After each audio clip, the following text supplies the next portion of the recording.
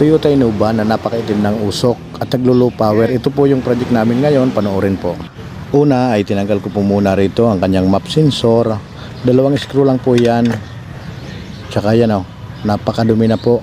Isa rin po yan sa nagiging dahilan.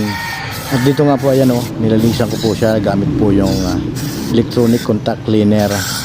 Yan, sinumpit ko yan para malinisan, lalo na yung parang filament niya.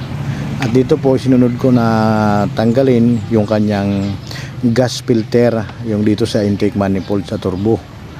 Yung numatagal ko po yan, makita nyo po inatkat nung daga, yung hose, butas. Saka yan, tinis ko to kung may butas, ayan butas po siya.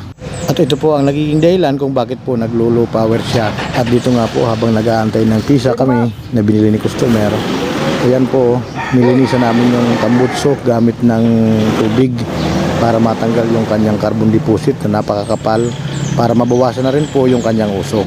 At ito na po yung kanyang bagong gas filter.